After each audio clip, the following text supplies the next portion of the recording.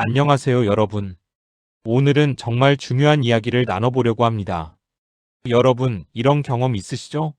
내 통장에 내 돈을 넣었는데 은행에서 어디서 나온 돈이냐고 묻거나 심지어 세무서에서 연락이 온다는 이야기 들어보셨을 겁니다. 내 돈인데 왜 문제가 될까요? 참 억울하고 답답한 일이죠. 평생 성실하게 살아온 분들이 그냥 현금을 입금했다는 이유만으로 세무조사 대상이 되는 경우가 실제로 있습니다. 요즘 국세청은 AI, 그러니까 인공지능 시스템을 사용합니다. 24시간 쉬지 않고 우리의 금융 거래를 지켜보는 거죠. 마치 CCTV처럼 말이에요. 하지만 걱정하지 마세요. 오늘 제가 알려드릴 5가지만 기억하시면 여러분의 소중한 재산을 안전하게 지킬 수 있습니다. 오늘 이 영상에서는 왜 현금 입금이 위험해졌는지, 시니어 여러분이 절대 하지 말아야 할 5가지 습관, 많은 분들이 착각하는 오해들, 그리고 안전하게 돈을 관리하는 실전 방법까지 차근차근 쉽게 설명해 드리겠습니다. 끝까지 집중해 주시면 세무조사 걱정 없이 편안하게 사실 수 있습니다. 왜 현금 입금이 문제가 되는가? 자, 그럼 먼저 이걸 이해하셔야 합니다. 왜 요즘 현금 입금이 이렇게 민감한 문제가 됐을까요? 예전에는 세무서 직원들이 일일이 통장 내역을 확인했습니다. 사람이 하는 일이니까 한계가 있었죠. 하지만 지금은 다릅니다. 국세청은 FIU라는 금융정보분석원과 연결된 AI 시스템을 사용합니다. 이게 뭐냐면 전국 모든 은행의 입출금 내역을 실시간으로 분석하는 컴퓨터예요. 이 시스템은 돈의 금액만 보는 게 아닙니다. 패턴을 봅니다. 예를 들어 볼까요? 김땡땡 씨 67세, 연금으로 살고 계십니다. 어느 날 딸이 용돈으로 200만 원을 현금으로 줬어요. 김 씨는 이걸 자기 통장에 입금했죠. 문제 없어 보이죠? 그런데 6개월 후 세무서에서 전화가 왔습니다. 200만 원이 어디서 나온 돈입니까? 왜 그럴까요? 김 씨의 소득 기록을 보니 연금이 월 80만 원이었습니다. 그런데 갑자기 200만 원이 입금됐으니 AI가 이상하다고 판단한 거예요. 여기서 중요한 포인트가 있습니다. 국세청 AI는 금액보다 패턴을 주목합니다. 평소와 다른 큰 금액, 규칙적으로 반복되는 입금, 입금 후 바로 나가는 돈, 설명할 수 없는 현금 흐름, 이런 것들이 AI의 레이더망에 걸립니다. 특히 시니어 여러분은 더 주의하셔야 합니다. 왜냐하면 여러분 세대는 현금 거래가 익숙하시거든요. 돈은 손에 쥐어야 안심이 된다. 통장보다 현금이 편하다. 이런 생각 당연합니다. 평생 그렇게 사셨으니까요. 하지만 지금 시대는 모든 돈의 흐름이 기록되고 추적됩니다. 그걸 모르고 예전 방식대로 하시다가 억울한 일을 당하는 분들이 많습니다. 그래서 오늘 제가 알려드리는 5가지를 꼭 기억하셔야 합니다. 시니어가 절대 하지 말아야 할 현금 입금 습관 5가지는 이렇습니다. 첫 번째, 같은 요일, 같은 금액을 반복해서 입금하지 마세요. 예를 들어 볼게요. 최땡땡 씨 62세, 작은 가게를 운영합니다. 매주 월요일마다 정확히 50만 원씩 현금을 입금했어요. 4개월 동안 16번, 정확히 50만 원씩. 세무서는 이렇게 생각합니다. 이건 매출 누락일 가능성이 높다. 실제로는 더 많이 벌었는데 일부만 신고하고 있는 거 아닌가? AI는 이런 규칙성을 매우 의심합니다. 왜냐하면 정상적인 생활에서 돈이 정확히 같은 금액으로 같은 요일에 반복되는 경우는 거의 없거든요. 그럼 어떻게 해야 할까요? 만약 현금을 입금해야 한다면 금액을 조금씩 다르게 하세요. 48만 원, 52만 원, 46만 원 이런 식으로. 입금 날짜도 불규칙하게 하세요. 가능하면 한 달에 한두 번으로 줄이세요. 더 좋은 방법은 현금을 받더라도 바로 카드 매출로 기록하거나 계좌이체로 받는 겁니다. 카드 수수료가 아깝다고 생각하실 수 있는데요. 세무조사 한 번 받으면 그 스트레스와 시간, 추가로 내야 할 세금이 수수료보다 훨씬 큽니다. 두 번째, 돈을 넣자마자 바로 빼거나 다른 곳으로 보내지 마세요. 이런 경우를 한번 보시죠. 신땡땡 씨 58세, 아침 10시에 300만 원 현금 입금. 그리고 오후 2시에 200만 원을 아들 통장으로 송금. 다음 날 나머지 100만 원 출금. 세무서가 보기엔 이렇습니다. 이건 자금 세탁일 수 있다. 불법적인 돈의 출처를 숨기려고 통장을 거쳐가는 거 아닌가? 실제로는 그냥 아들 결혼 자금 주려고 했던 건데 AI는 그걸 모릅니다.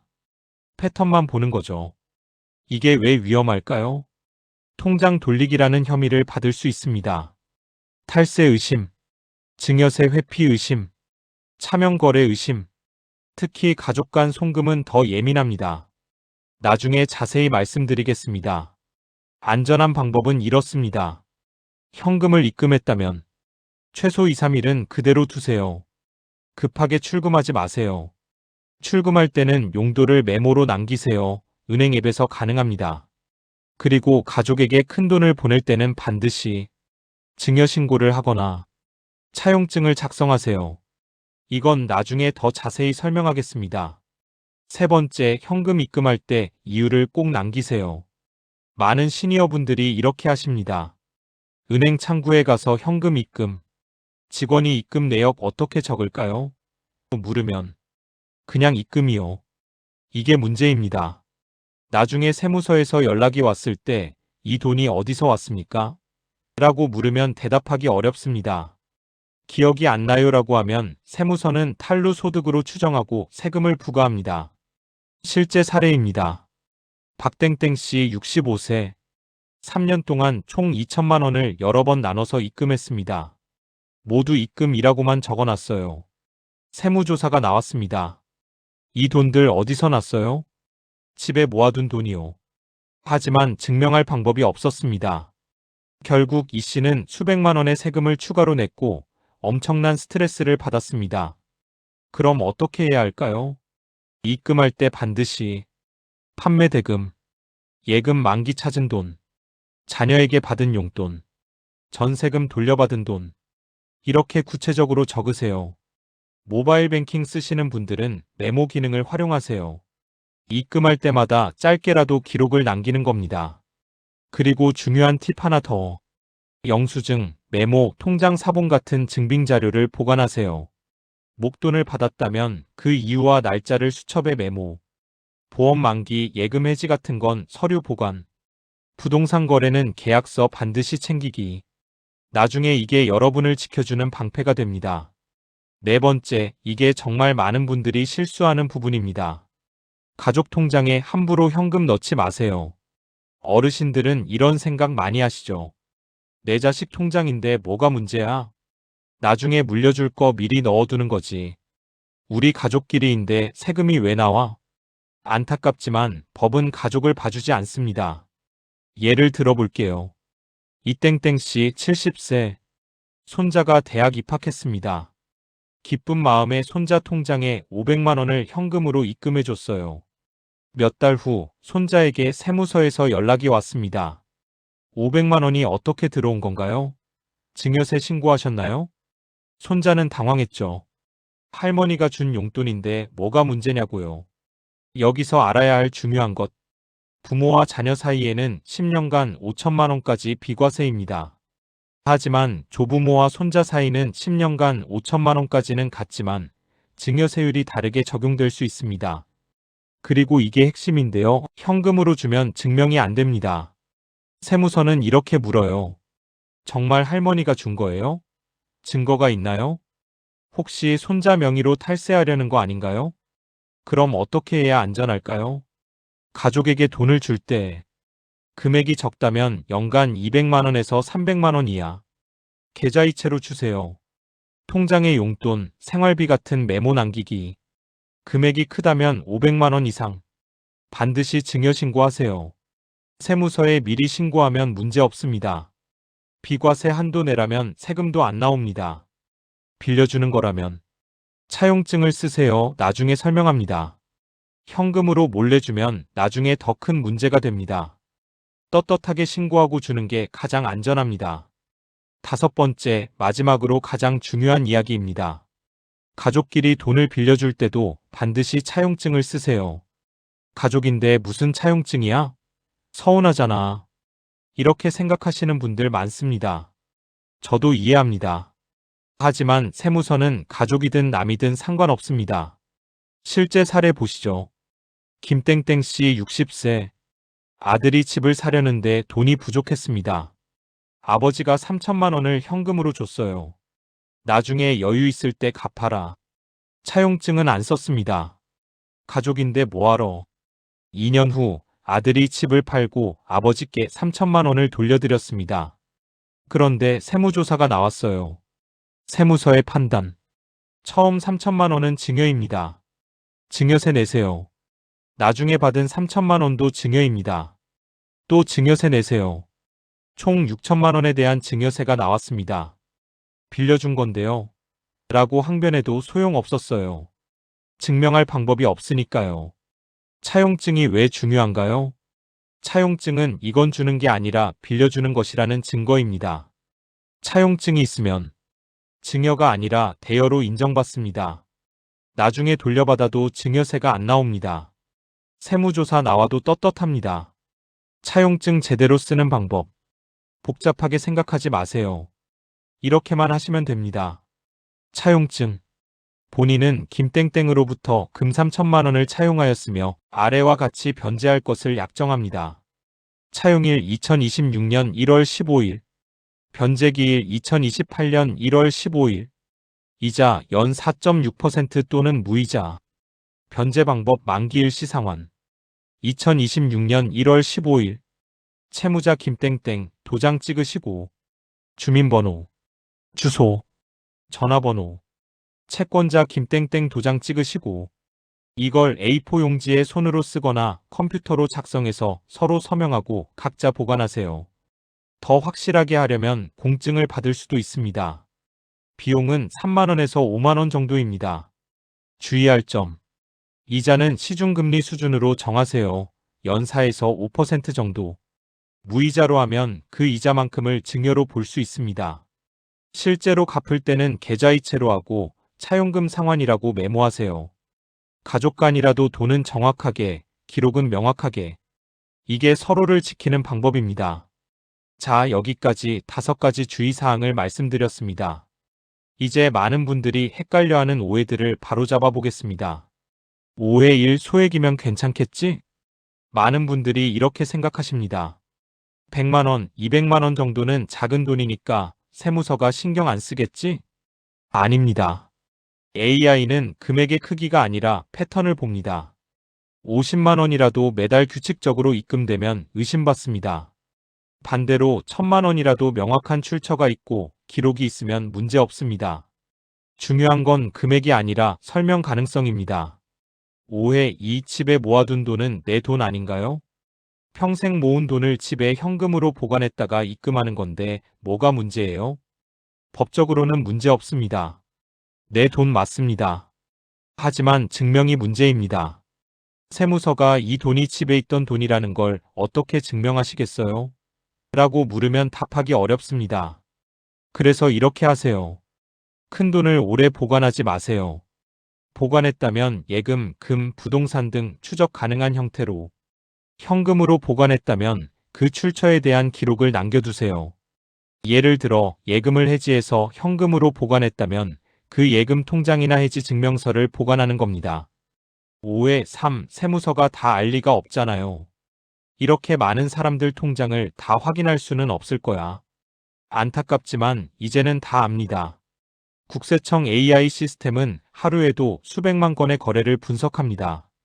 사람이 하는 게 아니라 컴퓨터가 자동으로 하는 거예요. 그리고 요즘은 금융정보 자동 교환 제도 때문에 해외 계좌까지 추적됩니다. 나 하나쯤이야 라는 생각은 위험합니다. 오해 4. 가족끼리는 괜찮겠지? 내 자식, 내 손주한테 주는 건데 세금을 왜 내요? 법은 가족을 배려하지 않습니다. 오히려 가족 간 거래를 더 엄격하게 봅니다. 왜냐하면 가족명의 빌리기로 탈세하는 경우가 많기 때문입니다. 비과세 한도를 활용하세요. 부모 자녀 10년간 5천만 원, 조부모 손자 10년간 5천만 원, 배우자 10년간 6억 원. 이 한도 내에서는 신고만 하면 세금이 안 나옵니다. 신고하지 않으면 나중에 가산세까지 붙습니다. 오해 5. 은행 직원이 알려주겠지? 은행에서 입금할 때 뭔가 문제 있으면 알려주지 않을까? 은행은 돈을 관리하는 곳이지 세무 상담을 해주는 곳이 아닙니다. 은행 직원은 이렇게 하면 세무조사 받을 수 있어요 라고 미리 알려주지 않습니다. 그럴 의무도 없고요. 본인이 스스로 알고 조심해야 합니다. 세무사나 회계사에게 상담받는 것도 좋은 방법입니다. 특히 큰 돈을 움직일 때는 미리 전문가와 상담하세요. 상담료 몇만 원이 나중에 수백만 원을 아낄 수 있습니다. 그럼 이제 가장 중요한 부분입니다. 만약 정말로 세무서에서 연락이 오면 어떻게 해야 할까요? 당황하지 마세요. 침착하게 대응하면 됩니다. 세무서 연락은 크게 세 가지입니다. 단순 안내 전화. 누구누구님, 최근 계좌에 입금된 땡땡원에 대해 확인 좀 하고 싶은데요. 이건 아직 조사가 아닙니다. 확인 차원입니다. 관련 자료를 제출해 주세요. 통장 사본, 계약서 등 본격적인 검토 단계입니다. 세무조사 통지. 공문으로 옵니다. 정식 조사입니다. 대응 방법 1단계 침착하게 듣기. 전화를 받으면 당황해서 말을 더듬거나 횡설수설하기 쉽습니다. 이렇게 하세요. 상대방 이름과 부서를 정확히 듣습니다. 무엇 때문에 연락하신 건가요? 라고 차분히 물어봅니다. 메모하면서 듣습니다. 즉석에서 답변하지 말고 확인 후 다시 연락드리겠습니다 라고 말합니다.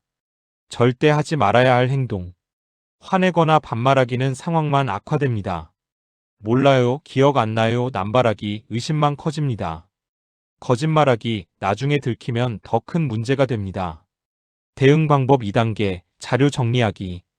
전화를 끊은 후 관련 자료를 모두 찾아보세요. 통장 사본, 계약서, 영수증, 차용증, 증여신고서 등 시간 순서대로 정리하세요. 언제, 어디서, 누구에게, 왜 얼마를 증명할 수 있는 것과 없는 것을 구분하세요. 대응 방법 3단계, 전문가와 상담. 혼자 해결하려고 하지 마세요. 세무사나 회계사를 찾아가세요. 돈이 아깝다고 생각하실 수 있는데요. 전문가 상담료는 보통 10만 원에서 30만 원 정도입니다. 하지만 잘못 대응하면 수백만 원의 세금과 가산세를 낼 수 있습니다.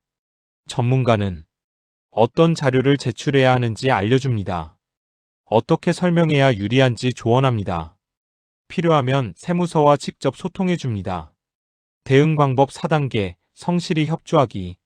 세무서와 적대적으로 대하지 마세요. 성실하게 협조하면 조사가 빨리 끝납니다. 불이익이 줄어듭니다. 담당자도 사람이니 호의적으로 봐줄 수 있습니다. 요청한 자료는 기한 내에 제출하세요. 늦어지면 인상이 안 좋아집니다. 설명할 수 있는 건 솔직하게 설명하고 정말 모르는 건 확실하지 않아 확인해 보겠습니다 라고 말하세요. 억울한 세금 부과를 받았다면? 만약 부당하다고 생각되는 세금이 나왔다면 이의 신청을 할 수 있습니다. 90일 이내에 신청하세요. 세무사와 함께 준비하는 게 좋습니다. 포기하지 마세요. 정당한 권리입니다. 자, 그럼 이제 실제로 어떻게 돈을 관리하면 안전한지 구체적인 방법을 알려드리겠습니다. 팁 1. 현금 입금은 최소화하세요. 가장 좋은 방법은 애초에 현금 거래를 줄이는 겁니다. 대안, 계좌이체 활용, 체크카드나 신용카드 사용, 간편결제 네이버페이, 카카오페이 등. 카드는 쓰기 불편해요라고 하실 수 있는데요. 요즘은 스마트폰으로 간단하게 결제할 수 있습니다. 자녀분들에게 도움을 받아서 한 번만 설정해 놓으면 그 다음부터는 편합니다. 팁 2. 목돈 입금 전 출처 증명 준비하기. 어쩔 수 없이 큰 현금을 입금해야 한다면 입금 전에 체크리스트. 이 돈이 어디서 왔는지 설명할 수 있나? 증명할 서류가 있나? 계약서, 해지 증명서 등. 통장에 어떻게 메모할 것인가? 필요하면 전문가 상담받았나? 이걸 체크하고 입금하면 나중에 문제가 생길 일이 없습니다. 팁 3. 가족 간 송금은 투명하게. 가족에게 돈을 줄 때 소액월 200만 원 이하, 계좌이체로 주기, 메모에 용돈, 생활비 적기, 정기적으로 주는 게 아니라 필요할 때만, 중액 500만 원, 5천만 원, 증여신고하기, 비과세 한도 확인, 계좌이체로 주기, 증여세 신고서 보관하기. 대액 5천만 원 이상. 반드시 세무사 상담. 증여세 계산해보기. 분할 증여 등 절세 방법 고려. 팁 4. 기록의 습관화. 오늘부터 이걸 습관으로 만드세요. 현금 입금할 때마다 수첩에 메모. 날짜, 금액, 출처 용도. 큰돈이 들어오면 관련 서류 보관. 별도 파일에 넣어두기. 가족 송금할 때 메모 남기기. 아들 생활비, 딸 경조사비 등. 귀찮으시겠지만 이게 나중에 여러분을 지켜줍니다. 팁 5. 정기적으로 통장 확인하기. 한 달에 한 번 통장을 확인하는 습관을 들이세요. 확인할 것. 이상한 입출금 내역 없나? 내가 모르는 거래 없나? 메모가 제대로 남아있나? 특히 요즘 보이스피싱도 많으니 통장을 자주 확인하는 게 좋습니다. 팁 6. 디지털 금융 익히기. 나이가 들수록 디지털 금융을 배우는 게 어렵게 느껴지실 겁니다. 하지만 조금만 익숙해지면 훨씬 편하고 안전합니다. 시작하기 좋은 것. 은행 앱으로 잔액 조회. 간단한 계좌이체.